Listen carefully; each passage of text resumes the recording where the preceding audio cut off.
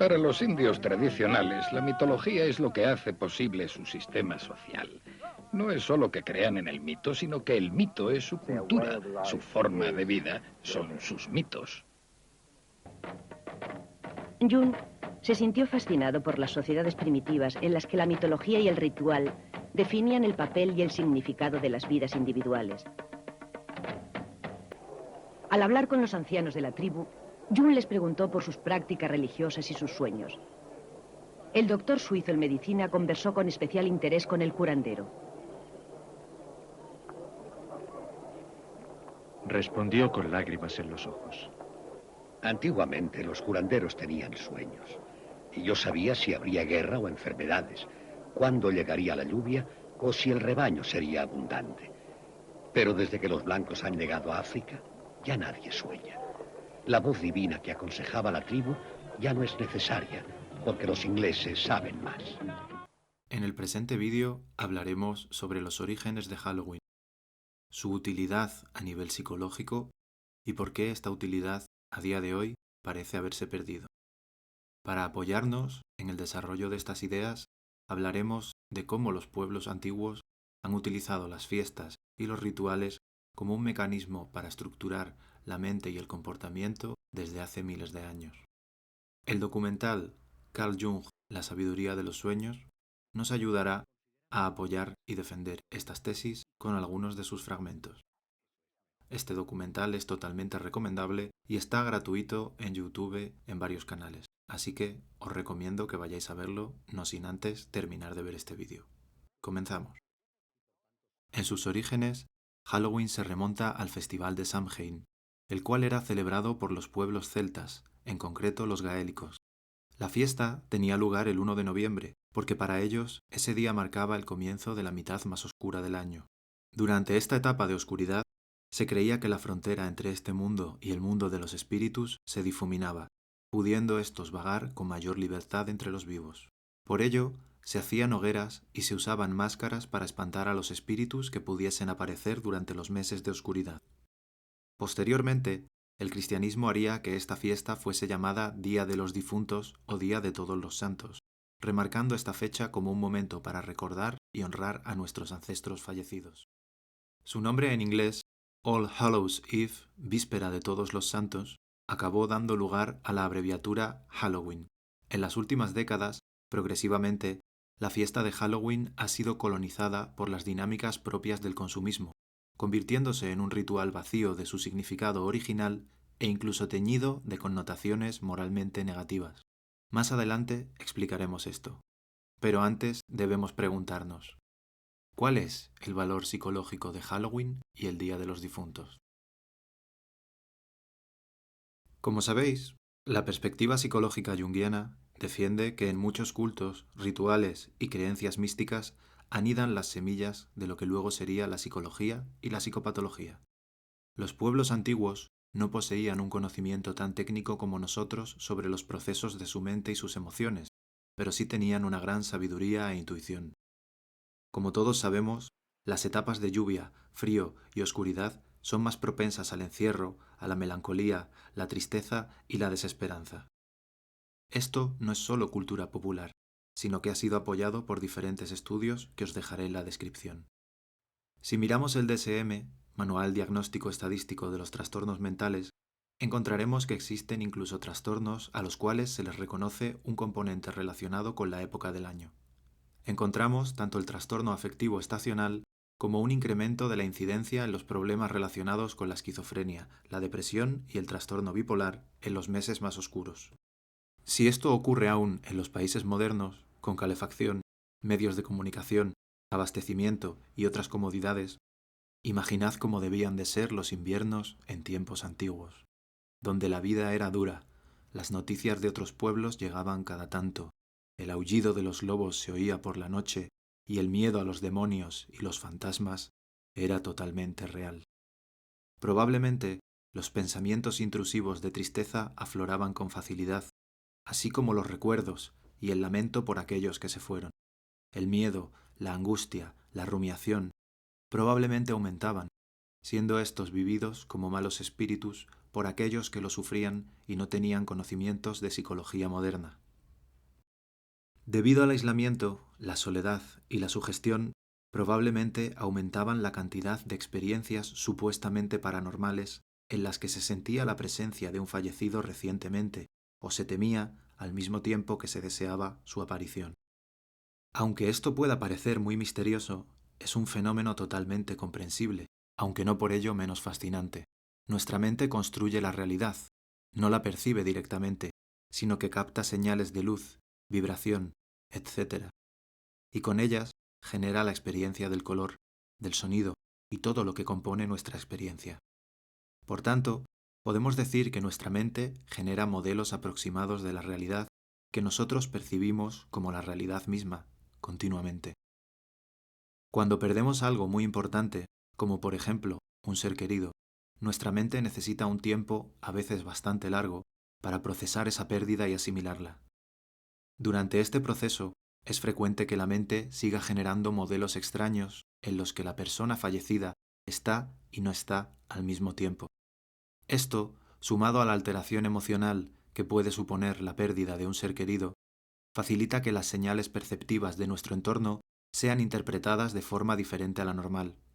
Por ejemplo, incluso tras el fallecimiento de una mascota, es frecuente tener la experiencia de sentir que se han oído pasos similares a los que la mascota daba cuando andaba por nuestra casa. Y en cierto modo, sí los hemos oído, porque nuestra mente, acostumbrada a procesar esa señal muy a menudo, quizá ha captado las vibraciones de aire relacionadas con otro fenómeno de la calle o de la casa, pero ha reconstruido esas señales como la experiencia de un sonido que normalmente solía oír, aunque ya realmente no se dé. Esto, además, tiene sentido porque la mente intenta leer la realidad en términos de aquello que ya conoce, puesto que esto nos ayuda a sentirnos más seguros y supone un ahorro de recursos energéticos. En resumen, con toda esta explicación, podemos ver cómo los meses de invierno y oscuridad no solo son más propensos al malestar psicológico y en la antigüedad a las experiencias paranormales, sino que podemos deducir que los pueblos antiguos, con sus rituales, ejercían algún tipo de prevención en salud mental, conjuraban a los espíritus que temían que apareciesen durante los meses de invierno, y así se sentían más seguros durante el resto de la estación, siendo menos sugestionables. A su vez, el papel del Día de Todos los Santos como ritual de honor funerario, en mi opinión, probablemente fue creado como un elemento cultural que facilitaba la tramitación del proceso de duelo. Esto, ocurriendo una vez al año como mínimo y antes del periodo más triste y oscuro, ayudaba a sentirse en paz con el difunto y a tener un espacio donde examinar y procesar las emociones relacionadas con su pérdida, disminuyendo así la probabilidad de que éstas se manifestasen de modos extraños o desagradables en los duros días del invierno. Por tanto, este ritual, del mismo modo que otros que hoy no veremos en profundidad, tenía una función psicológica y trascendental que en la actualidad está totalmente difuminada. Y ahora sí, entramos al turrón. ¿Cuál es mi problema con el actual Halloween? Hemos visto que las fiestas relacionadas con el Día de los Difuntos parecen tener varias funciones. La primera, prepararnos psicológicamente para la etapa más oscura del año. La segunda, dar un espacio al duelo y al recuerdo de los seres queridos. La tercera, honrar y celebrar al otro lado de la mente, el lado inconsciente y mágico donde habitan los seres sobrenaturales y la sombra. Y la cuarta y última, conectarnos con el pasado, con los ancestros, su herencia y su legado. Hoy en día, especialmente entre la gente joven, creo que nada de esto se tiene en cuenta. Cada fin de semana se sale de fiesta, y el fin de semana del 1 de noviembre se sale de fiesta vestido de diablito o de calabaza o de cualquier cosa, pero nada más.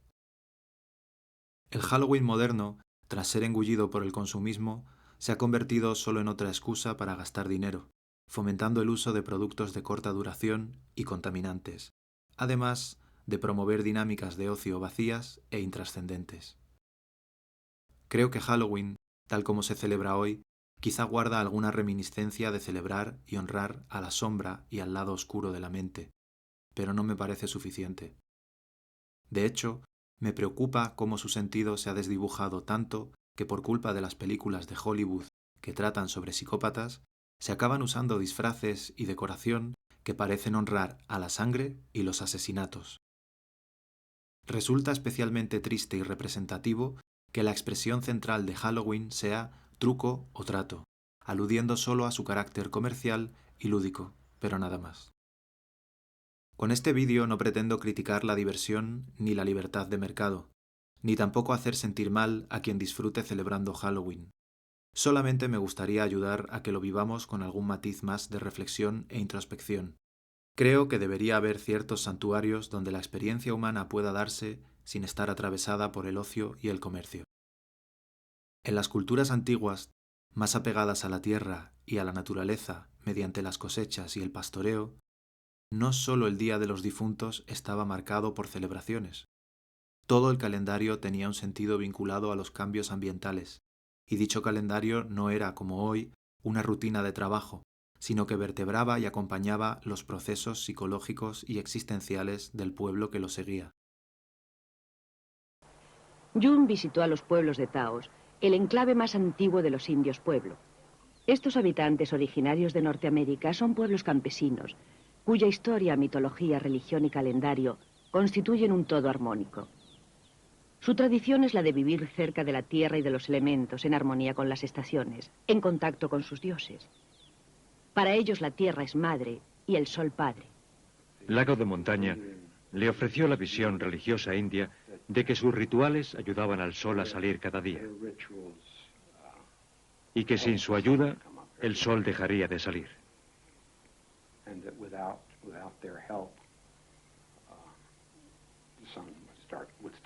Ese dato, en lo que representaba de relación con el entorno viviente de forma de vida, tocó una cuerda muy profunda en June. June estaba convencido de que el hombre no está completo sin una mitología o una religión viva. A diferencia de sus pacientes europeos, los miembros de las tribus sentían que su vida tenía un significado. Los calendarios mitológicos y religiosos tradicionales daban lugar a los cambios emocionales de la psique durante las estaciones, estructurándola y regulándola. Si miramos el calendario cristiano católico, la celebración de la Navidad ocurre también durante los comienzos del periodo de oscuridad, y sin embargo es una celebración alegre y familiar que trata de dar un mensaje de esperanza. El nacimiento del Niño Dios representa dicha esperanza que debemos mantener hasta la llegada de la primavera. Aunque llegue la etapa oscura, de miedo, tristeza y soledad, no pierdas la ilusión. El carnaval, por otro lado, ocurre en febrero, permitiendo enloquecer y desbordarse durante 4 días, justo antes de las últimas semanas del periodo de frío y oscuridad, aquellas que están marcadas por la Cuaresma, donde deberemos hacer sacrificio y reflexión. Por último, la Semana Santa nos anuncia que a pesar de la muerte de Dios y todo su tormento, al final éste resucitará.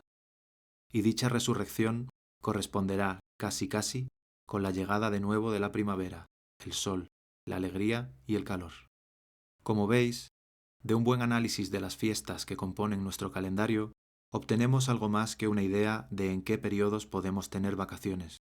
Obtenemos un mensaje de esperanza, además de una enseñanza moral sobre cómo afrontar las dificultades. También se nos dan pistas sobre cómo regular nuestra mente y nuestras emociones a lo largo del año, dando un espacio a todo: el duelo, el desenfreno, la tristeza y la esperanza. La dinámica arrolladora del capitalismo hipermoderno ha convertido nuestras vidas en un horario laboral, y todos los días son días de dar el máximo, de rendir. Luego llegan los días libres, y consisten en viajar, ir de bares, comprar o ver series en casa, es decir, consumir. Creo firmemente que nuestra salud mental necesita de una ubicación temporal, espacial y existencial coherentes. El calendario, tal y como lo vivimos hoy, no es suficiente. Todos los días, en el fondo, son el mismo día. Y luego nos preguntamos que por qué vivimos estresados. Cuanto más estresamos nuestro sistema nervioso, más impulsivas y simples serán sus respuestas. Los pensamientos profundos y la conexión con nuestras emociones y necesidades requieren de calma, cosa que la prisa hipermoderna nos arrebata.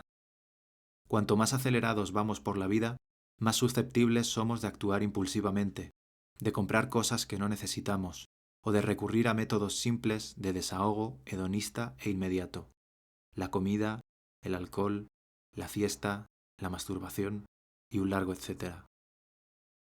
De fondo, por mucho que caigamos en esto, sabremos que no estamos satisfechos con la vida que llevamos. Y paradójicamente, cuanto más insatisfechos estamos con la vida que llevamos, más aumenta nuestro miedo a morir, creándose así un bucle terrible.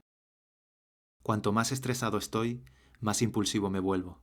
Cuanto más impulsivo me vuelvo, menos tiempo dedico a reflexionar sobre lo que en el fondo necesito, y más me enturbio con placeres banales. Y cuanto más me nublo con cansancio, estrés y estímulos placenteros, menos tiempo encuentro para reflexionar, aumentando mi malestar, mi estrés y volviendo a empezar.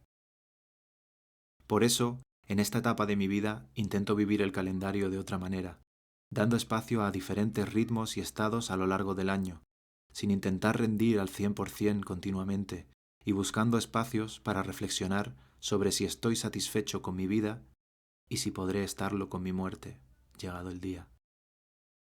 La vida es más que trabajar como un salvaje todo el año para luego tratar de olvidarlo durante 2 o 3 semanas. Este es el mensaje que me gustaría daros con el vídeo, que las festividades existen con un sentido y que probablemente entenderlo y acompasarnos con ellas ayude a los niveles más profundos de nuestra salud psicológica y existencial. Espero que os haya gustado el vídeo. Si así ha sido, podéis dejar un comentario, un like, guardarlo y compartirlo. Soy Carlos Cortés, alias Psicología Profunda, y para hacer terapia presencial en Madrid o terapia online encontraréis mi contacto en la descripción del vídeo. Si buscáis una entrevista o una colaboración de algún tipo, podéis utilizar las mismas redes de contacto. Un saludo a todos.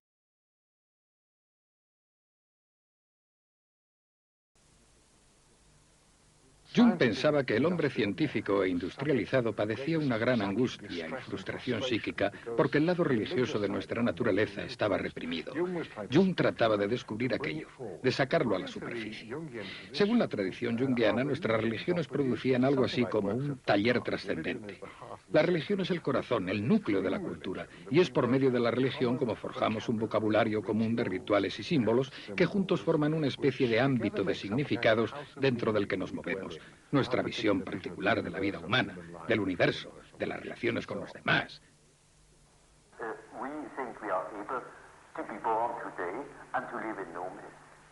Nos consideramos personas que han nacido hoy y que viven sin historia.